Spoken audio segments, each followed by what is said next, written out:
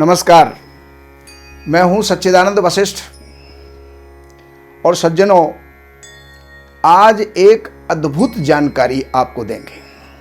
एक ऐसी वीडियो लेकर के मैं आपके सामने आ रहा हूं जिसकी जानकारी किसी किसी को ही होती है।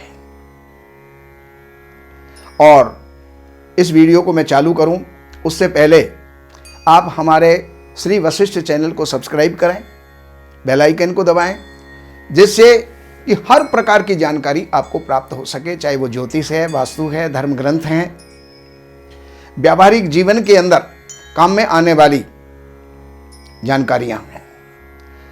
तो आइए अब मैं आपको जानकारी देता हूं कि हमारे शरीर के अंदर 10 हवा होती हैं। अब आप आश्चर्य में पड़ जाएंगे, 10 हवा और शरीर में तो 2 ही हवा होती हैं जिसकी जानकारी दुनिया को है। और वो 2 हवा कौन सी होती हैं? एक प्राणवायु है और एक अपान वायु है। एक हवा जो अंदर लेते हैं और एक हवा जो छोड़ते हैं। 2 ही हवाओं की जानकारी लोगों को हुआ करती है, लेकिन शास्त्रों में गोता लगाएंगे, शास्त्रों में जब ज्ञान प्राप्त करेंगे तो हमें जानकारी मिलेगी कि हमारे शरीर में कितनी हवा होती है।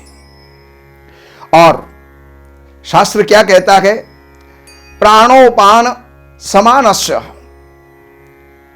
प्राणोपान समानस्य उदाने व्यान एव च। यानी शरीर के अंदर प्राणवायु जिसको आप ऑक्सीजन कहते हैं, प्राणो अपान वायु जिसको कि आप कार्बन डाइऑक्साइड कहते हैं, लेकिन उसके अलावा समानस्य एक समान वायु और होती है। उदानो व्यान एव च, उदान वायु और व्यान वायु, ये कितनी वायुओं के बारे में मैंने आपको जानकारी दी? ये हैं 5 वायु। और अब नाग कूर्मस्य कृकलो देवदत्तो धनंजय, नाग नाम की वायु, कूर्म नाम की वायु, कृकल नाम की वायु, देवदत्त नाम की वायु और धनंजय नाम की वायु, ये 10 वायु हमारे शरीर के अंदर रहती हैं और इनका सबका अलग अलग काम होता है। इसको अगर सुनेंगे तो आप भी आश्चर्यचकित हो जाएंगे। हृदय प्राणो गुदे पाना, हृदय के अंदर प्राण वायु होती है और गुदा में अपान वायु होती है। हृदय प्राणो और गुदे पाना समानो नाभि मंडल है। और समान वायु कहां रहती है? नाभि मंडल के अंदर समान वायु रहती है। इनका काम भी बताऊंगा। तो समानो नाभि मंडल उदान कंठ देशस्या, उदान वायु कंठ में रहती है। अब आप कहेंगे कि कंठ में एक जगह तो वायु ठहर नहीं सकती, या तो ऊपर जाती होगी, नीचे आती होगी, लेकिन कंठ के अंदर उदान वायु होती है। व्याना सर्व शरीरगः, और व्यान वायु पूरे शरीर के अंदर होती है। अब ये क्या क्या काम करती हैं? कि उद्गारे नाग आख्यात, यानी डकार जो आती है या वमन जो होता है, पलटी जिसको कहते हैं, उल्टी जिसको कहते हैं, उसके अंदर नाग वायु काम करती है। डकार लेना, तो डकार में नाग वायु। कूर्म उन्मीलने स्मृतः, आंखें जो हम टमटमाते हैं, आंखें बंद करते हैं, पलकें झपकती हैं, इसके अंदर उन्मीलन के अंदर कूर्म वायु जो है काम करती है। कूर्म वायु का काम है आंखों को बंद करना, खोलना, टिमटिमाना, यह कूर्म वायु का काम है। और कृकलः क्षुत करोगे यो, और कृकल नाम की वायु हमारे भूख और प्यास को बढ़ाती है। कृकलः क्षुत करोगे यो देवदत्तो विजृंभणे, और देवदत्त नाम की वायु जम्भाई जो हम लेते हैं, उबासी जो हम लेते हैं, उसमें देवदत्त नाम की वायु काम करती है। और न जहाति मृतम वापी सर्वव्यापी धनंजय, और एक वायु होती है जब आदमी मृत हो जाता है, मृत्यु को प्राप्त हो जाता है, तो उसके अंदर सारी वायु उसकी निकल जाती है, छूट जाती हैं, पृथक पृथक हो जाती है। लेकिन एक वायु और होती है, उसका नाम है धनंजय। वो शरीर के अंदर, मृत शरीर के अंदर भी विद्यमान होती है। अब ये हवा जो है हमारे शरीर में करती क्या क्या है, उसके बारे में भी आपको जो है बताया जाए और आपको जानकारी इस बात की चाहिए। एक एक ग्रास करके और हम जो भोजन करते हैं ये पेट में जाता है, और पेट में जाने के बाद में हमारा शरीर जो है पुष्ट होता है। लेकिन अन्न के सारभूत रस को व्यान नाम की वायु पूरे नाड़ियों के अंदर पहुंचाता है। शरीर की सब नाड़ियों के अंदर वो जो है व्यान नाम की वायु उसको पहुंचाती है। उस वायु के द्वारा आहार जो है दो भागों में विभक्त हो जाता है, और नीचे नीचे अग्नि होती है, अग्नि से ऊपर जल होता है और जल के ऊपर अन्न होता है, और ये प्राण वायु नीचे जाकर के उसको धोंकती है, जलाती है, प्रज्वलित करती है, प्रचंड करती है, और उससे जो है उस अग्नि के माध्यम से, उस जल के माध्यम से वो अन्न दो भागों में विभक्त हो जाता है, एक रस के रूप में और एक मलमूत्र के रूप के अंदर वो जो है विभक्त हो जाता है।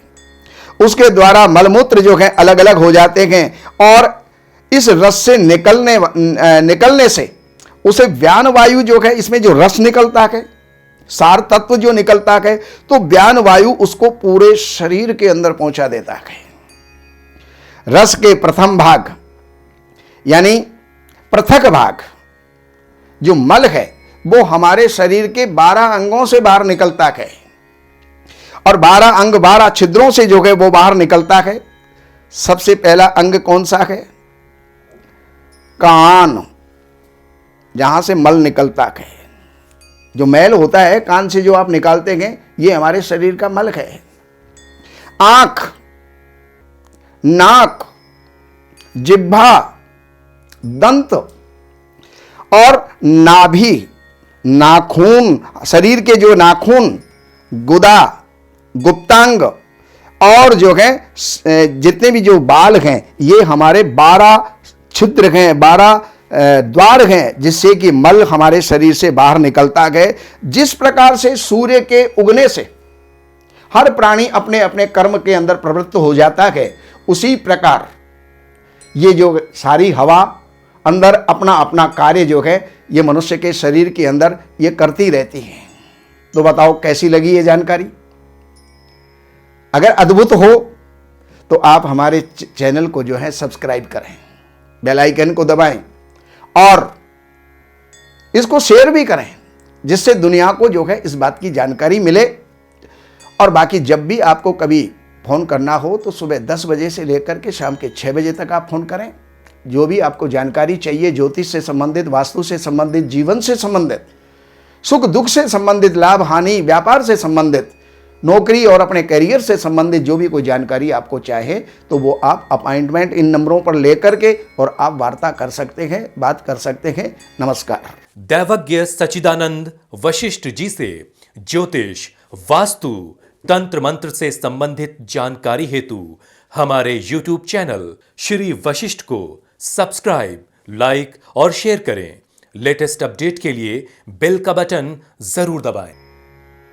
हमारे यहाँ वैदिक ब्राह्मणों के द्वारा सभी प्रकार के पूजा पाठ, कर्मकांड, संगीत में विवाह, गृह क्लेश, काल सर्प दोष, व्यापार में रुकावट व नवग्रहों की पूजा आदि कराई जाती है। हमारे संपर्क सूत्र हैं 7838 98421। देवज्ञ सच्चिदानंद वशिष्ठ जी से वास्तु, ज्योतिष, वैदिक अनुष्ठान, पूजा पाठ, महामृत्युंजय पाठ, शतचंडी पाठ, बगुलामुखी पाठ, भैरव अनुष्ठान आदि, राशि रत्न, रुद्राक्ष, कवच आदि हेतु संपर्क करें। हमारे संपर्क सूत्र हैं 7838 98421। हमारी वेबसाइट है www.shrivashishth.com।